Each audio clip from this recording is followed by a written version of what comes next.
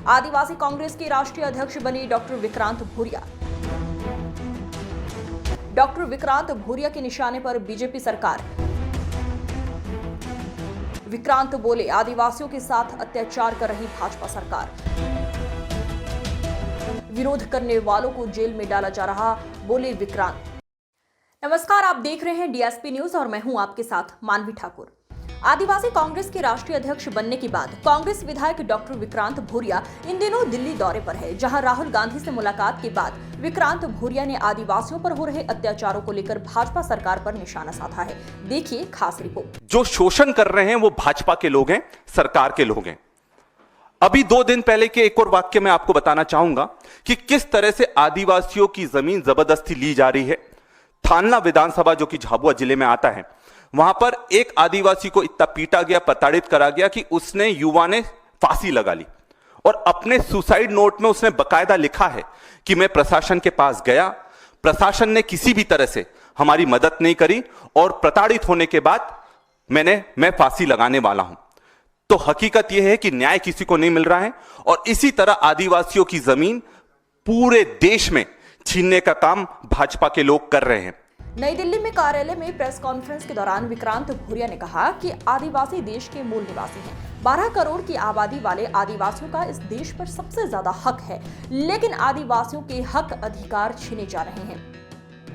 मध्य प्रदेश की भाजपा सरकार 40% वनों का निजीकरण करने जा रही है। आदिवासी कांग्रेस के अध्यक्ष विक्रांत भूरिया ने आरोप लगाया कि मध्य प्रदेश की भाजपा सरकार 40% वनों का निजीकरण करने जा रही है। सरकार का कहना है कि ये वन बर्बाद हो गए हैं, निजी कंपनियों को देंगे ताकि वो इनका विकास कर सके। आदिवासी कांग्रेस के अध्यक्ष विक्रांत भूरिया ने आरोप लगाया कि मध्य प्रदेश की भाजपा सरकार 40% वनों का निजीकरण करने जा रही है। सरकार का कहना है कि बर्बाद हो गए हैं, निजी कंपनियों को देंगे ताकि वनों का विकास कर सके, लेकिन बात छुपाई जा रही है। आदिवासी कांग्रेस राष्ट्रीय कांग्रेस अध्यक्ष विक्रांत भूरिया ने कहा, आदिवासी जंगलों में बसे हुए हैं तो निजी कंपनियों को दे दे, पर उस समय भी विरोध हुआ था। अभी वापस कोशिश करी तो अभी वापस विरोध मध्य प्रदेश में शुरू हो गया है। दूसरा, वन अधिकार अधिनियम का उल्लंघन का मैं उदाहरण दूंगा। हसदेव जंगल, हसदेव जंगल हमारी सबसे बड़ा सम्मान की बात थी क्योंकि बहुत बड़ा जंगल है और हकीकत यह है कि वहां पर अभी तक 1 लाख से ज्यादा पेड़ों को काट दिया गया है और आगे खनन के लिए वापस से 2.5 से 3 लाख पेड़ों को और काटा जाना है। और जिस तरह का संघर्ष आदिवासियों और प्रशासन के बीच में हुआ, आप मीडिया के साथियों के द्वारा इस चीज को उठाया गया था, कई चैनल के बारे में बताया गया था, पर और प्रभावी तरीके से हमको इसको उठाने की जरूरत है। इसके सामने में करना है तो आपको पहले वहां के आदिवासियों से अनुमति लेना पड़ेगी, पर हकीकत यह है कि आज उनसे सलाह तक नहीं ली जा रही है, जबकि उनकी अनुमति लेना चाहिए थी, सलाह तक नहीं ली जा रही है।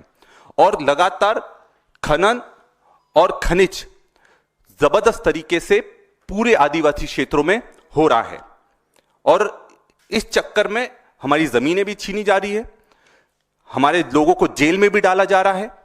और यही कारण है कि सबसे ज्यादा जेलों में अगर कोई बंद है तो आदिवासी इस देश में बंद है, क्योंकि वो अपनी जमीन देना नहीं चाहता और पुलिस और प्रशासन अन्याय कर कर उनको जेल में बंद करने का काम करते हैं।